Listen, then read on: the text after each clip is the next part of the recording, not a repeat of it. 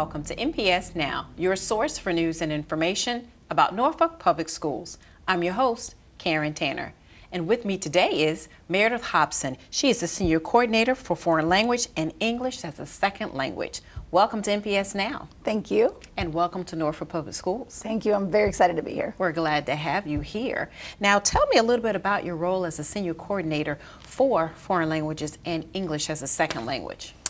Well, first, I want to be clear that they really are two separate programs. We have a robust foreign language program where we teach our native English speakers, American-born students, a foreign language, a second language, and then our English as a second language programs.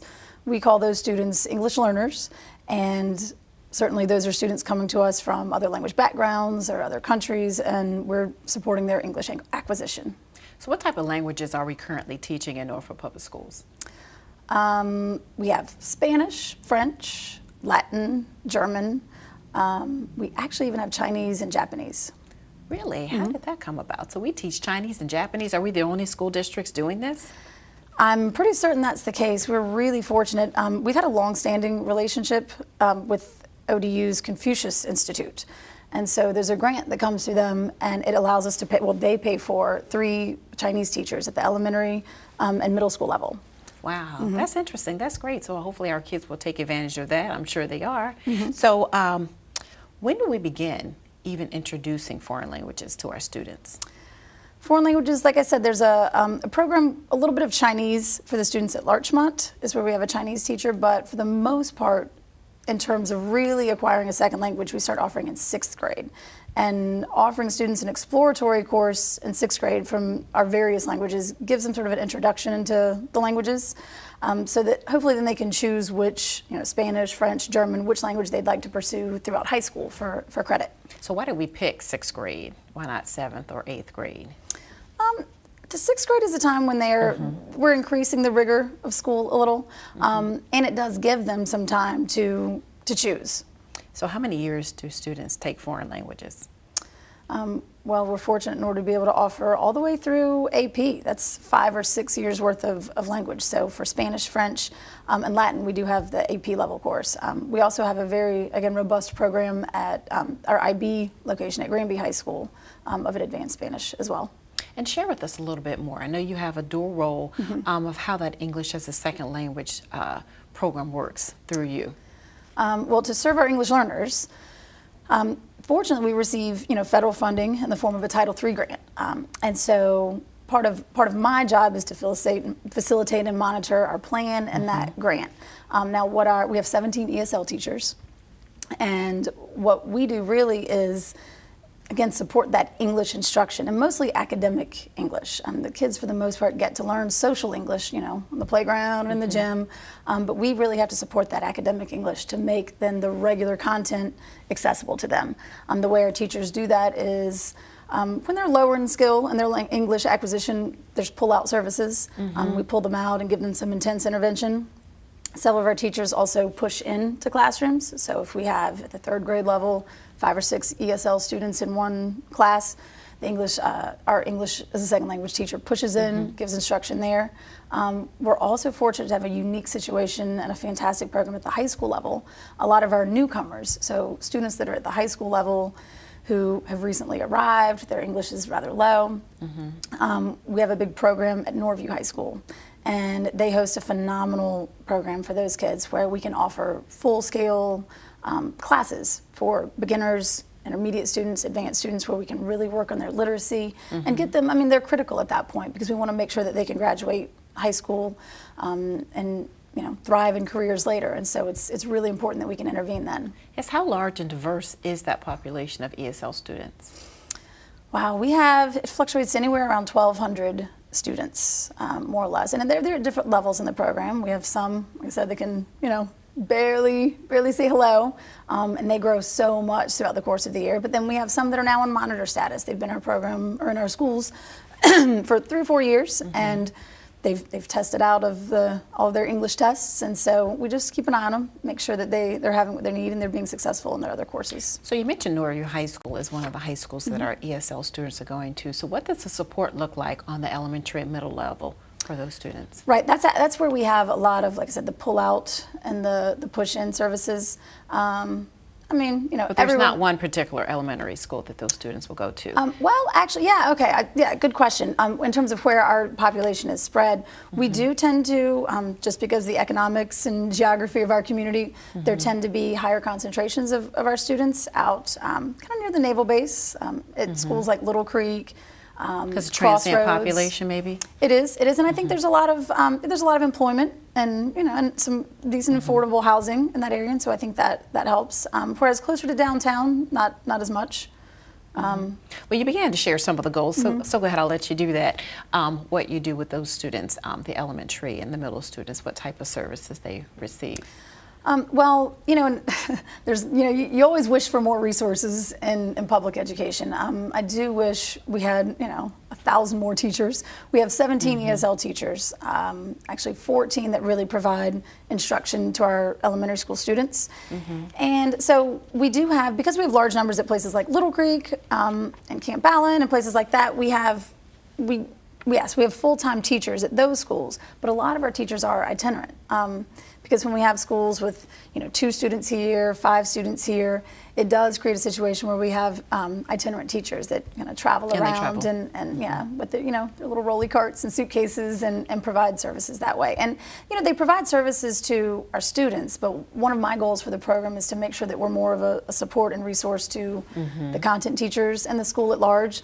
You know, really, they should be a liaison between the families, the ESL program, and the content area teachers. A lot of our ESL teachers support the content area and grade level teacher just as much by sharing them some reading strategies and just, you know, intervention strategies to help the English learners. So do you think that we're receiving more ESL students as the years go by? Is it ever increasing as opposed to maybe other school districts?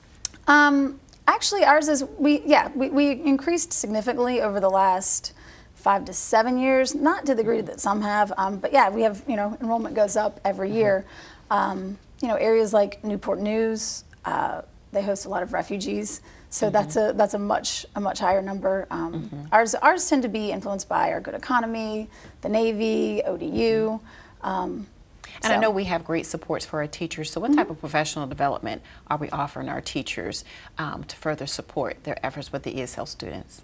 That is absolutely one of my personal goals for the program this year. Is I feel like the district has done a really good job in educating our ESL teachers on teaching our ESL students and strategies. But you know, truly our program is supplemental. We're supposed to supplement and support what everyone else is doing, and so we've got, it's paramount that we make sure that the regular classroom teacher or the general education teacher has skills and tools and resources to help those students. I mean, really, if you're a 3rd grade teacher, that child is with their 3rd grade teacher the majority of the day. And so there's only so much that an ESL teacher can do when they're pushing in and pulling out for an hour or so. So we want to make sure that those regular teachers have all they need. And there's a division-wide push. We have something coming in the works in the spring and then the summer. So. And this has been very informative, and I think folks who may be watching this, some parents of ESL students and also parents who are interested in foreign languages for their child, if they want to reach out and ask you a question or get more information, how can they reach you? Well, we love to talk about what we do and answer questions. So to learn anything, you can contact our office. We are at the Rosemont Center out on West Anners Creek. Go to our website. All of our email addresses and phone numbers are there, and we're happy to talk. Great. And our new website is a great resource. So yes, we'll definitely send them to the new website. Thank you, Meredith, for coming on the show today. Thank you. Love to have you here, and I'm sure we'll have you again soon. Yes, thanks. And we want you to stay tuned for more NPS Now.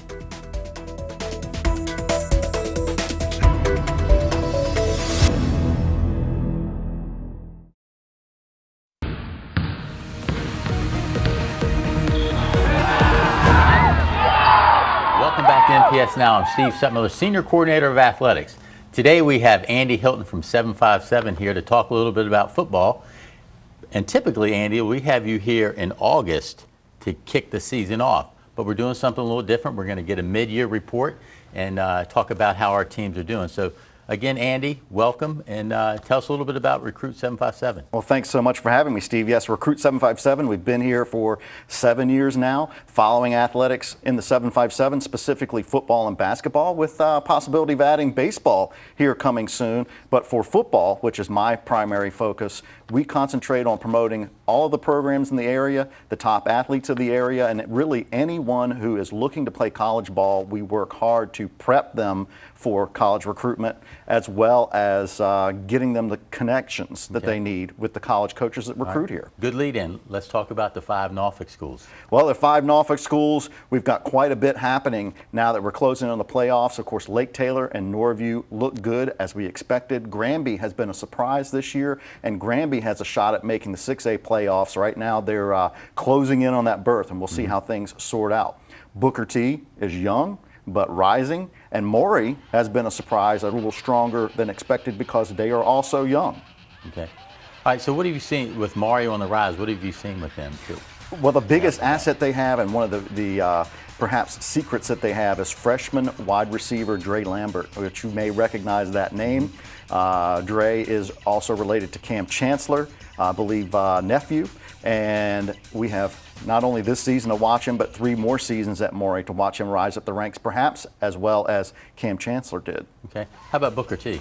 Booker T, young guys. Their coaching staff there is doing well. DJ Alexander has really built a program, and they've brought some great kids up from middle school level. Tytorius Fuller's a quarterback. He's been slinging the ball. They run a wide open offense and have a ton of athletes. So certainly if you go to a Booker T game, you're going to see a lot of action. Okay. All right, so let's talk a little bit about Granby, and let's talk about somebody we can watch at Granby High School. Well, certainly Chevalier Williams has to be the key player. He's quite a weapon for them on the offense, and as I mentioned earlier, Granby has been a great surprise because in the last few years, it's been tough for them to eke out some wins.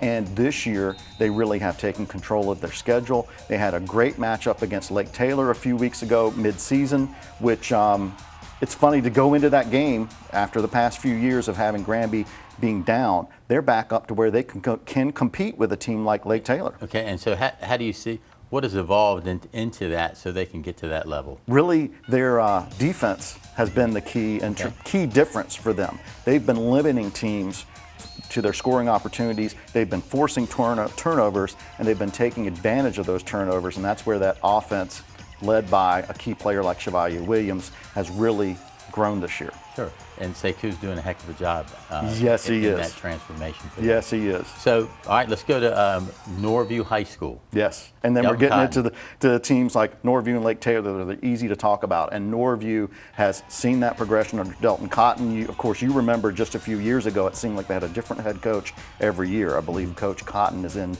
year 4 with the program, and it really has taken off. DJ Mack leads the team well. They have a nice young freshman quarterback who's seen a little bit of playing time. You're going to see the quarterback position continue to be a strong point for the Pilots. Their running game is led by Kevin Marks. He's a Buffalo commit. He's going to go to University of Buffalo, and he's been piling up yardage and touchdowns for them. They can run a nice mix in the offense of the passing game and the running game. No defense can key on any one thing, but Norview has been putting points up on the board, and that might segue well into their matchup against Lake Taylor because that's how that game ended. Norview had the ball in the red zone 3 times in the 4th quarter against Lake Taylor. Lake Taylor turned them back every time, and that's been the key for Lake Taylor, really, is defense. Okay, so Lake Taylor, they're still the top dog in the district. Everybody's shooting for them. So talk about some Lake Taylor players that have continued that success for them. Well, we can't talk about Lake Taylor without mentioning Darriel Ewell. He is their lineman, offensive guard, defensive tackle, Notre Dame commit. He's going to the University of Notre Dame, and he really is the big dog on that team on both sides of the ball. From there, you have a number of, I would say, utility players that really complement both sides of the ball. So you have Diamonte Tucker-Dorsey. He goes by Tuck. He's a great linebacker. He's also a great running back. You have Rayshawn Griffin at running back, Deion Smith at running back, Tyrek Hughey at quarterback. And this year was the year to beat Lake Taylor. Heritage proved that early with a season opening win over them. Lake Taylor hasn't lost since then. They really haven't lost much of the polish. And for a team that has been a little bit diminished in personnel, Hank Sawyer has certainly gotten the most out of those guys. Okay. So with that, we've seen Lake Taylor, the success, just continue to build. Can this team match those previous teams? Well, right now, considering that they're not undefeated, which the last time Lake Taylor won a state championship just a couple of years ago, they ran the table at 15-0. They beat some great teams throughout the season. Lake Taylor has faced some tough competition again this year. I can't say that they're at the same level as that last championship that was 15-0, but that being said, the season is, the book hasn't been written completely yet. Okay. If they can win those games and beat the competition they're facing, they can still be a championship team this year. All right, so we've touched on some players, but give us your top 5 that you put out there on your website in Norfolk. In terms of Norfolk players, yeah. I think Chevalier Williams that we mentioned from Granby, right. Wide receiver, do everything kind of guy. He has to be really the top of the heap for Granby. I would pick 2 Norview players, so not necessarily in order from 5 to 1. Look at Kevin Marks, big yardage guy, go-to back for the Pilots. DJ Mack, quarterback, excellent gunslinger for the Pilots. Tyrek Hughey, he doesn't get enough credit at Lake Taylor for being the quarterback, distributing the ball, running that veer offense that Lake Taylor does. He does a great job. And then we have to say Darriel Ewell, because he is such a big-time player and could have gone just about anywhere in the nation, had a ton of college scholarship offers, great academically as well. Headed to Notre Dame, I'd round out that 5 with Darriel. Okay. All right, so sounds like we have some talented players out there. Absolutely. Now, the district's coming to an end. Let's look at the rest of the season, and then let's talk about what teams are projected to move into this regional play. Well, around the district, Norcom has been the standout from the Portsmouth side. Churchland and Wilson have struggled. On the Norfolk side, Lake Taylor is a shoe-in for a playoff berth at 4A. It's just a matter of where they fall. They certainly would love to get that top seed. They've fallen back just a little bit. They've blown out Churchland and Wilson lately, but unfortunately that hurt their power rating. Still, Lake Taylor is in great position in 4A. Norview's in 5A. They're tied with Indian River at the moment, but those things again continue to progress. We'll see how that plays out. Norview's in great position. Granby has a little work to do, but Granby can make the playoffs in 6A, and if they do, that would be a great turnaround for the Comets. Sure will be. Okay, well, so you know, the forecast, it looks like we're going to have 2 teams in that regional and potentially tournament, 3. and then possibly a 3rd team with Granby. So those playoffs begin once the season ends, and I think that's the week of the 11th, and then it's 5 weeks in a row to get to that state finals. And the nice thing about the state tournament this year, it's in our region. 3A and 4A are at William and Mary, and then the 5 and 6A finals are at Hampton University. So we're excited about that, and we hope our teams can progress. So Andy, again, a lot of good information. Appreciate everything that you do and how you promote all athletics at the high school level. Thank you so much, Steve. Thanks for having me. All right. More NPS Now after this.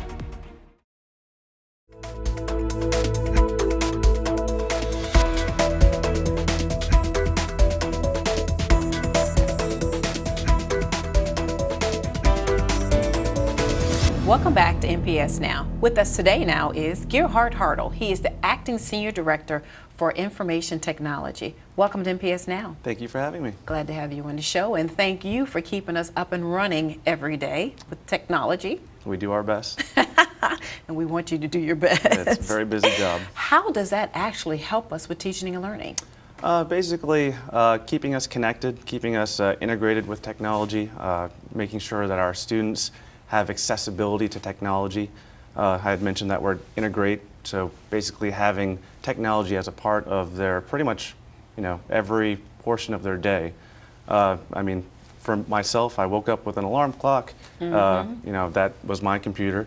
I woke up and checked the weather, found out what to wear in the morning, all that kind of stuff. Everything throughout my entire day integrates technology into my life, and it's exactly what we're trying to do with our students and making sure that they have available technology throughout the day. So how many devices do we currently have throughout the district? Currently, right now, if you're talking like PCs and desktops, we have roughly around 30,000 desktops and PCs. That's a mix between desktops and laptops. But if you're also looking into that mobile technology, iOS or iPads, MacBooks, all that kind of stuff, we have roughly around, I would say, about 7,000 or so. That also doesn't include the interactive projectors and all that other type of technology. Boards. Yeah. So what do we have to do in order to have these devices? What are some of the requirements for us to have them? Well, a lot of it starts with the network requirements, the backbone. But I'll go ahead and I'll start with the what the actual devices connect to. So majority of our devices these days are more wireless than wired. They connect to an access point, so we've been very focused on making sure that wireless availability is everywhere throughout all of our buildings. We try to make sure there's an access point in every classroom as we expand our wireless projects throughout the schools. But of course, those access points connect to a network backbone, so you have switches, routers, cores, everything that gets us to the internet itself. So from access point all the way to the internet, we're continually looking at expanding to support that great deal of equipment. Right, and so now we're thinking about creating, or we've started, Bring Your Own Device, BYOD. Tell us about that.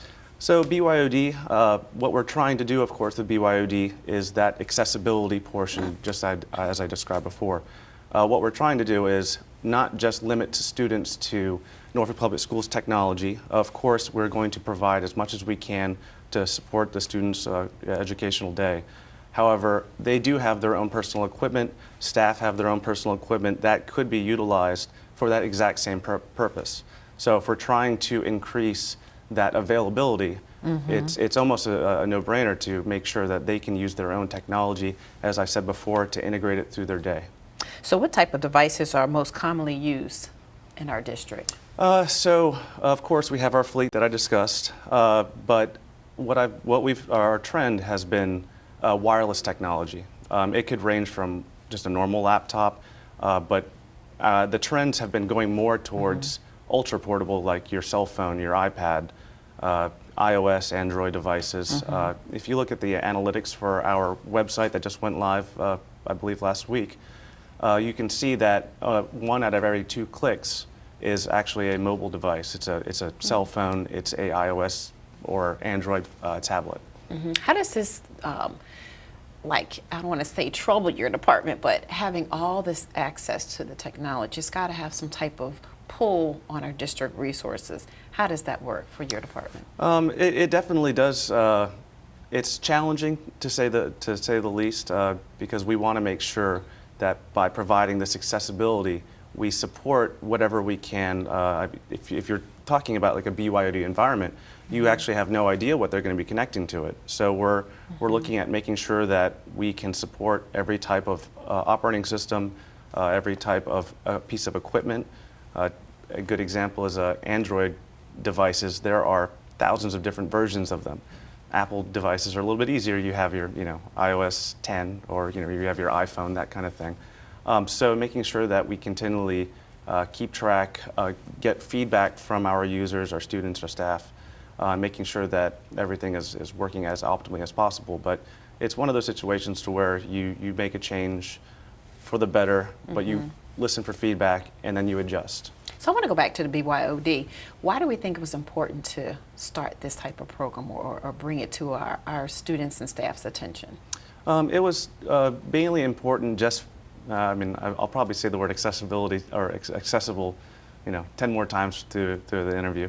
But basically, by doing so, we're not just saving district funding.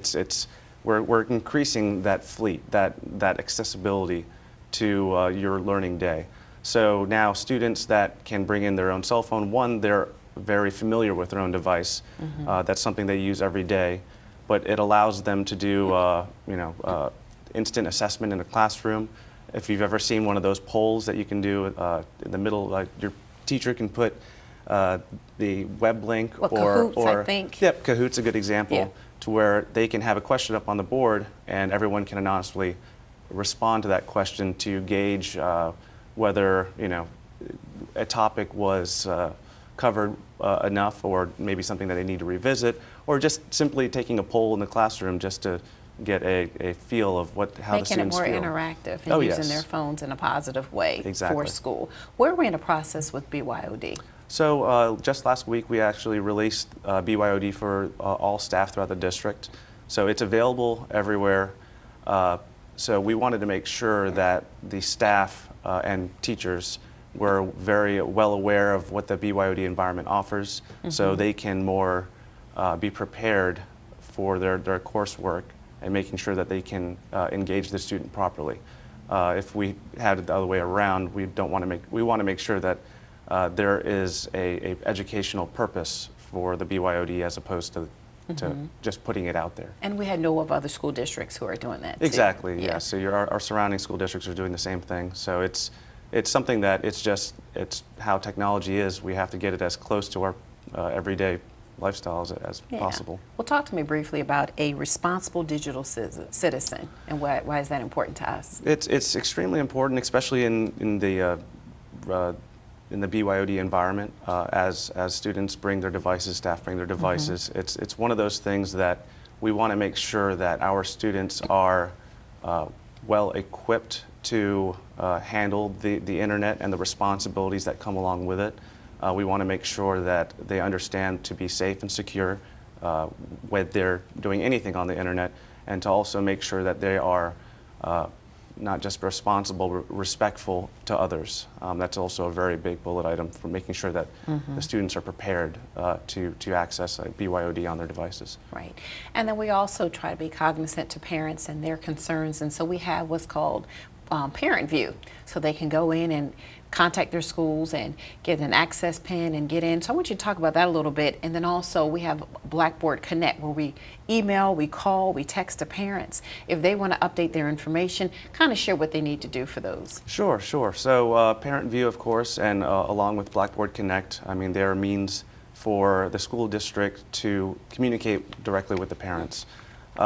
It's a great way for the parents to be engaged in their students every day, whether it's grades or just homework assignments, but not just that, but to make sure that they receive important announcements, whether it's weather related or just a Norfolk Public Schools event.